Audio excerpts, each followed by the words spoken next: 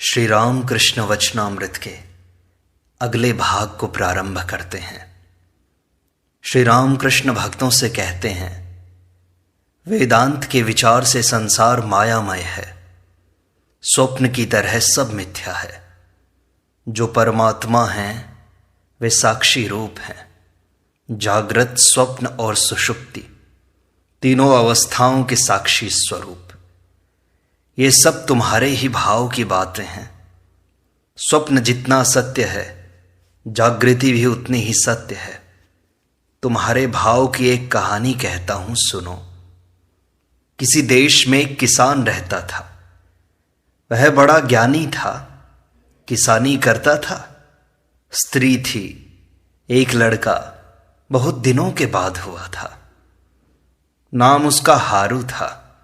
बच्चे पर माँ और बाप दोनों का प्यार था, क्योंकि एकमात्र वही नीलमणि जैसा धन था। किसान धर्मात्मा था। गांव के सब आदमी उसे चाहते थे। एक दिन वह मैदान में काम कर रहा था। किसी ने आकर खबर दी कि हारू को हैजा हुआ है। किसान ने घर जाकर उसकी बड़ी दवा दारू की, परंतु अंत में उसका लड़का गुजर गया। घर के सब लोगों को बड़ा दुख हुआ, परंतु किसान को जैसे कुछ भी न हुआ हो। उल्टा वही सबको समझाता था कि शोक करने में कुछ नहीं है। फिर वह खेती करने चला गया। घर लौटकर उसने देखा कि उसकी स्त्री रो रही है। उसने अपने पति से कहा, तुम बड़े निष्ठुर हो। लड़का जाता रहा और तुम्हारी आंखों से आंसू तक न निकले। तब उस किसान ने स्थिर होकर कहा, मैं क्यों नहीं रोता बतलाऊं। कल मैंने एक बड़ा भारी स्वप्न देखा कि मैं राजा हुआ हूं और मेरे 8 बच्चे हुए हैं। बड़े सुख से हूं। फिर आंख खुल गई।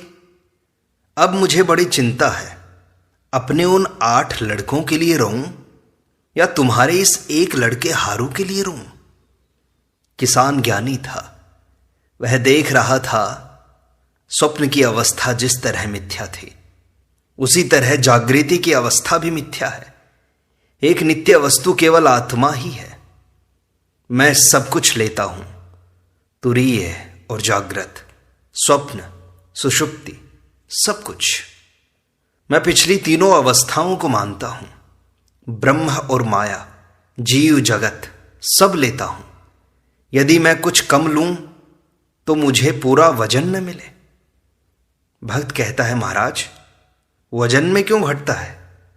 श्री रामकृष्ण कहते हैं, ब्रह्म जीव जगत विशिष्ट है। पहले नेति नेति करते समय जीव जगत को छोड़ देना पड़ता है। अहम बुद्धि देखो जब तक है तब तक वे ही सब हुए हैं, ऐसा भासित होता है। 24 तत्व वे ही तो हुए हैं। बेल का सार कहो तो उसका गूदा ही समझा जाता है। तब बीज और छिलका निकाल देने पड़ते हैं। परंतु बेल वजन में कितना था, इसके कहने की आवश्यकता हुई तो केवल गूदा तोलने से काम नहीं चल सकता। तोलते समय गूदा, बीज और उसका छिलका सब कुछ लेना चाहिए। जिसका गूदा है उसके बीज भी हैं और उसका छिलका भी। जिसकी नित्यता है, लीला भी उसी की है।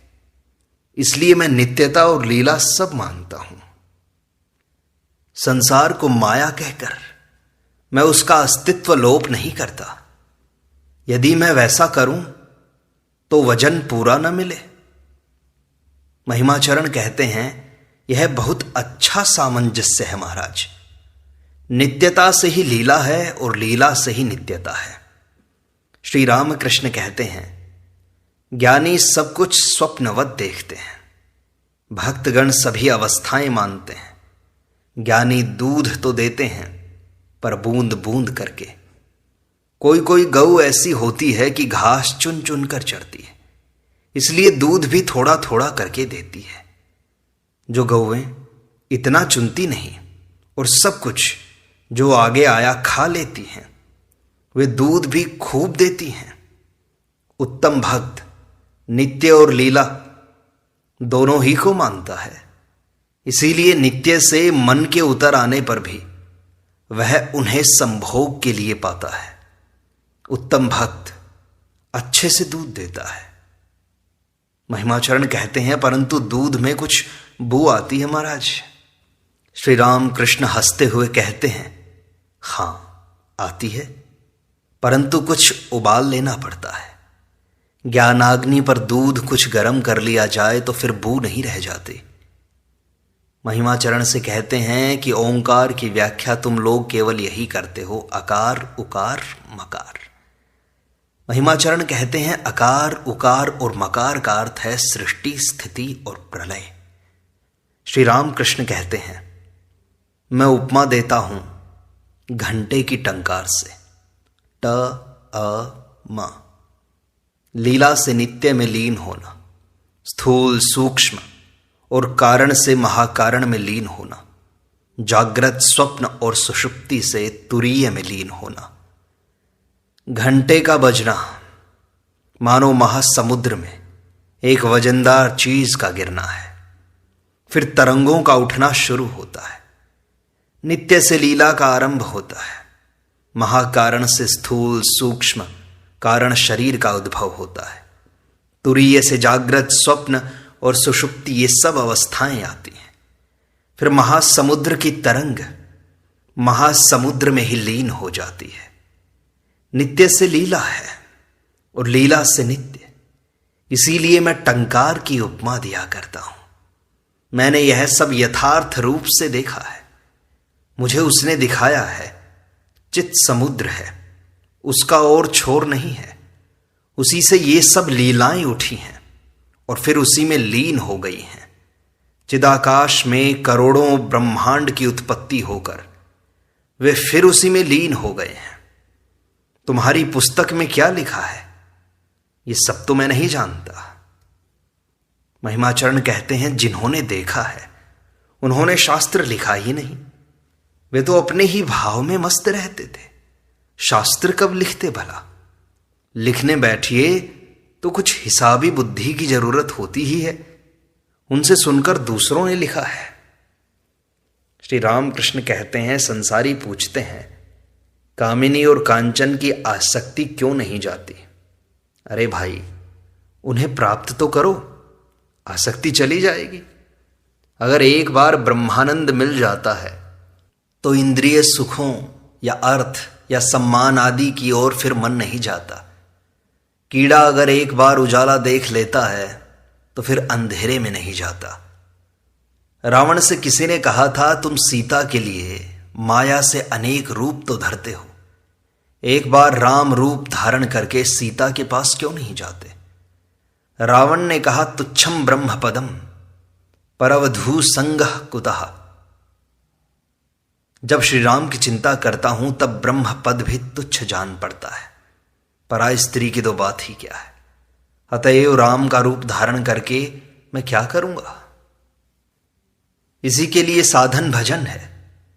जितनी ही उनकी चिंता करेंगे संसार की भोग वासना उतनी ही घटती जाएगी। उनके पाद पद्मों में जितनी भक्ति होगी उतनी ही आसक्ति घटती जाएगी, उतना ही देह सुख की ओर मन नहीं लगेगा। पराई स्त्री माता के समान जान पड़ेगी, अपनी स्त्री धर्म में सहायता देने वाली मित्र जान पड़ेगी। पशु भाव दूर हो जाएगा, देव भाव आएगा, संसार से बिल्कुल अनासक्त हो जाओगे। तब संसार में रहने पर भी जीवन मुक्त होकर विचरण करेंगे। चैतन्य देव जैसे भक्त अनासक्त होकर संसार में थे। महिमाचरण से कहते हैं, जो सच्चा भक्त है उसके पास चाहे 1000 वेदांत का विचार फैलाओ और स्वप्नवत कहो, उसकी भक्ति जाने की नहीं, घूम फिरकर कुछ न कुछ रहेगी ही। बेत के वन में एक मूसल पड़ा था, वही मूशलम कुलनाशनम हो गया था। शिव के अंश से पैदा होने पर मनुष्य ज्ञानी होता है।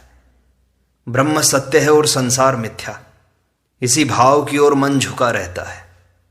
विष्णु के अंश से पैदा होने पर प्रेम और भक्ति होती है, वह प्रेम और वह भक्ति मिट नहीं सकती।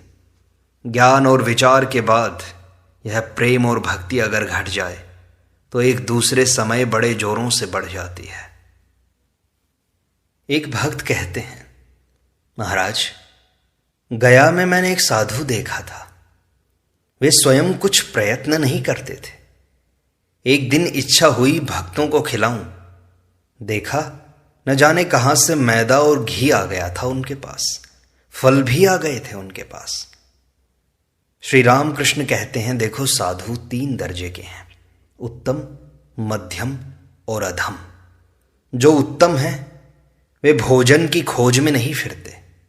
मध्यम और अधम दंडियों की तरह के होते हैं। मध्यम जो हैं वे नमो नारायण करके खड़े हो जाते हैं। जो अधम हैं वे न देने पर झगड़ा करते हैं। उत्तम श्रेणी के साधु अजगर वृत्ति के होते हैं। उन्हें बैठे हुए ही आहार मिलता है। अजगर हिलता डुलता नहीं। एक लड़का साधु था, बाल ब्रह्मचारी। वह कहीं भिक्षा लेने के लिए गया। एक लड़की ने आकर भिक्षा दी। उसके स्तन देखकर उसने सोचा कि इसकी छाती पर तो फोड़ा हुआ है। जब उसने पूछा तो घर की बूढ़ी औरत ने आकर उसे समझाया कि इसके पेट में बच्चा होगा, उसके पीने के लिए ईश्वर ने इनमें दूध भर दिया है और इसीलिए पहले से इनका बंदोबस्त कर रखा है। यह बात सुनकर उस साधु को बड़ा आश्चर्य हुआ। तब उसने कहा, तो अब मुझे भिक्षा मांगने की क्या जरूरत है? ईश्वर मेरे लिए भी भोजन तैयार कर दिया करेंगे। कुछ भक्त मन में सोचते हैं कि तब तो हम लोग भी यदि चेष्टा न करें तो चल सकता है। जिसके मन में यह है कि चेष्टा करनी चाहिए, उसे चेष्टा करनी होगी।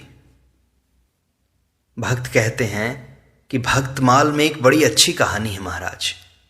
श्री रामकृष्ण कहते हैं, कहो जरा सुने तो। भक्त कहते हैं, आप कहिए। श्री रामकृष्ण कहते हैं, नहीं तुम ही कहो, मुझे पूरी याद नहीं है। पहले पहल सुनना चाहिए, इसलिए मैं सुना करता हूं। मेरी अब वह अवस्था नहीं है। हनुमान ने कहा था, वार, तिथि, नक्षत्र इतना सब मैं नहीं जानता। मैं तो बस श्री रामचंद्र जी की चिंता किया करता हूं। चातक को बस स्वाति के जल की चाह रहती है। मारे प्यास के जी निकल रहा है, परंतु गला उठाए वह आकाश की बूंदों की ही प्रतीक्षा करता है। गंगा, यमुना और 7 समुद्र इधर भरे हुए हैं, परंतु वह पृथ्वी का पानी नहीं पीता। राम और लक्ष्मण जब पंपा सरोवर पर गए, तब लक्ष्मण ने देखा एक कौवा व्याकुल होकर बार बार पानी पीने के लिए जा रहा था, परंतु पीता न था। राम से पूछने पर उन्होंने कहा, भाई यह कौवा परम भक्त है, दिन रात यह नाम जप कर रहा है। इधर मारे प्यास के छाती फटी जा रही है, परंतु पानी पी नहीं सकता। सोचता है पानी पीने लगूंगा तो जब छूट जाएगा। मैंने पूर्णिमा के दिन हलधर से पूछा, दादा आज क्या अमावस है? सब हंसते हैं इस बात पर। हां, यह सत्य है। ज्ञानी पुरुष की पहचान यह है कि पूर्णिमा और अमावस में भेद नहीं पाता, परंतु हलधारी को इस विषय में कौन विश्वास दिला सकता है? उसने कहा, यह निश्चय ही कलिकाल है। श्री रामकृष्ण पूर्णिमा और अमावस में भेद नहीं जानते और फिर भी लोग उनका आदर करते हैं। श्री रामकृष्ण कहते हैं, आइए आइए, महिमाचरण आए थे तब। विजय आदि से कहते हैं कि इस अवस्था में दिन और तिथि का ख्याल नहीं रहता।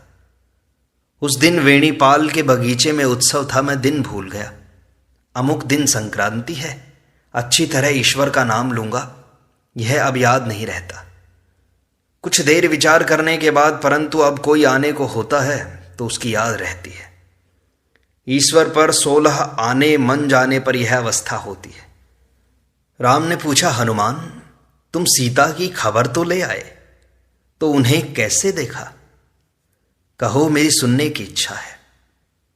हनुमान ने कहा, राम मैंने देखा सीता का शरीर मात्र पड़ा हुआ है, उसमें मन प्राण नहीं है। आपके ही पाद पद्मों में उन्होंने सब कुछ समर्पण कर दिया है, इसलिए केवल शरीर ही पड़ा हुआ है। और मैंने देखा काल पास ही था, परंतु वह करे क्या? वहां तो शरीर ही है, मन और प्राण तो है ही नहीं। जिसकी चिंता की जाती है उसकी सत्ता आ जाती है। दिन रात ईश्वर की चिंता करते रहने पर ईश्वर की सत्ता आ जाती है। नमक का पुतला समुद्र की थाह लेने गया तो गलकर खुद वही हो गया। पुस्तकों या शास्त्रों का उद्देश्य क्या है? ईश्वर लाभ। साधु की पोथी को एक ने खोलकर देखा, उसमें सिर्फ राम नाम लिखा हुआ था और कुछ भी नहीं। ईश्वर पर प्रीति होने पर थोड़े में ही उद्दीपन हुआ करता है। तब एक बार राम नाम करने पर कोटि संध्योपासन का फल मिलता है। मेघ देखकर मयूर को उद्दीपन होता है, आनंद से पंख फैलाकर नृत्य करता है। श्रीमती राधा को भी ऐसा ही हुआ करता था। मेघ देखकर उन्हें कृष्ण की याद आती थी। चैतन्य देव मेड़ गांव के पास से ही जा रहे थे। उन्होंने सुना इस गांव की मिट्टी से ढोल बनता है। बस भावावेश में विह्वल हो गए, क्योंकि संकीर्तन के समय ढोल का ही वाद्य होता है। उद्दीपन किसे होता है जानते हो? जिसकी विषय बुद्धि दूर हो गई है, जिसका विषय रस सूख जाता है, उसे ही थोड़े में उद्दीपन होता है। दिया सलाई भीगी हुई हो तो चाहे कितना ही क्यों न घिसो, जल ना पाएगी। पानी अगर सूख जाए तो जरा सा घिसने से ही वह जल जाती है। देह में सुख और दुख दोनों ही लगे हैं। जिसे ईश्वर लाभ हो चुका है वह मन, प्राण, आत्मा सब उन्हें दे देता है। पंपा सरोवर में नहाते समय राम और लक्ष्मण ने सरोवर के तट की मिट्टी में धनुष गाड़ दिए। स्नान करके लक्ष्मण ने धनुष निकालते हुए देखा, धनुष में खून लगा हुआ था। राम ने देखकर कहा, भाई जान पड़ता है, कोई जीव हिंसा हो गई। लक्ष्मण ने मिट्टी खोदकर देखा तो एक बड़ा मेंढक था, वह मरणासन्न हो गया था। राम ने करुणापूर्ण स्वर में कहा, तुमने आवाज क्यों नहीं दी? हम लोग तुम्हें बचा लेते। जब सांप पकड़ता है तब तो खूब चिल्लाते हो तुम। मेंढक ने कहा, राम, जब सांप पकड़ता है तब मैं चिल्लाता हूं कि राम रक्षा करो, हे राम रक्षा करो। पर अब देखता हूं कि राम स्वयं मुझे मार रहे हैं, इसलिए मुझे चुप रह जाना पड़ा। अगले दिन श्री राम कृष्ण चुपचाप बैठे हुए महिमाचरण आदि भक्तों को देख रहे हैं। श्री रामकृष्ण ने सुना है कि महिमाचरण गुरु नहीं मानते। इस विषय पर वे कहने लगे, गुरु की बात पर विश्वास करना चाहिए, गुरु के चरित्र की ओर देखने की आवश्यकता नहीं। मेरे गुरु यद्यपि शराब वाले की दुकान पर जाते हैं, फिर भी मैं उन्हें नित्यानंद राय मानता हूं। यह भाव रखना चाहिए। एक आदमी चंडी भागवत सुनाता था। उसने कहा, झाड़ू स्वयं तो अस्पृश्य है, परंतु स्थान को पवित्र करता है। महिमाचरण वेदांत की चर्चा किया करते थे। उद्देश्य ब्रह्म ज्ञान है। उन्होंने ज्ञानी का मार्ग ग्रहण किया है और सदा ही विचार करते हैं। ज्ञानी का उद्देश्य है वह स्वरूप को समझे, यही ज्ञान है और इसे ही मुक्ति कहते हैं। परब्रह्म जो हैं वे ही सबके स्वरूप हैं। मैं और परब्रह्म दोनों एक ही सत्ता है। माया समझने नहीं देती। हरीश से मैंने कहा, और कुछ नहीं, सोने पर कुछ टोकरी मिट्टी पड़ गई है, उसी मिट्टी को निकाल देना। भक्तगण मैं रखते हैं, ज्ञानी नहीं रखते मैं। किस तरह स्वरूप में रहना चाहिए, तोतापुरी इसका उपदेश देता था। कहता था, मन को बुद्धि में लीन करो और बुद्धि को आत्मा में, तब स्वरूप में रह सकोगे। परंतु मैं तो रहेगा ही वह नहीं जाता। जैसे अनंत जल राशि, ऊपर नीचे, सामने पीछे, दाहिने बाएं पानी भरा हुआ है, उसी जल के भीतर एक जल पूर्ण कुंभ है, मैं रूपी कुंभ। ज्ञानी का शरीर ज्यों का त्यों ही रहता है, परंतु इतना होता है कि ज्ञानाग्नि में कामादि रिपु दग्ध हो जाते हैं। काली मंदिर में बहुत दिन हुए, आंधी और पानी दोनों एक साथ आए, फिर मंदिर पर बिजली गिरी। हम लोगों ने आकर देखा, कपाट ज्यों के त्यों ही थे, नुकसान नहीं हुआ था, परंतु स्क्रू जितने थे उनका सिर टूट गया था। कपाट मानो शरीर है और काम आदि आसक्तियां जैसे स्क्रू हैं। ज्ञानी केवल ईश्वर की बात चाहता है। विषय की बातें होने पर उसे बड़ा कष्ट होता है। विषयी और दर्जे के हैं, उनकी अविद्या की पगड़ी नहीं उतरती, इसीलिए घूम घाम कर वही विषय की बात ले आते हैं। वेदों में सप्त भूमियों की बातें हैं। पंचम भूमि पर जब ज्ञानी चढ़ता है तब ईश्वरी बात के सिवा न तो कुछ और सुन सकता है न ही कह सकता है। तब उसके मुंह से केवल ज्ञान का उपदेश निकलता है। वेदों में सच्चिदानंद ब्रह्म की बात है। ब्रह्म न एक है न दो, एक और दो के बीच में है। उसे न तो कोई अस्ति कह सकता है न ही नास्ति, वह अस्ति और नास्ति के बीच की वस्तु है।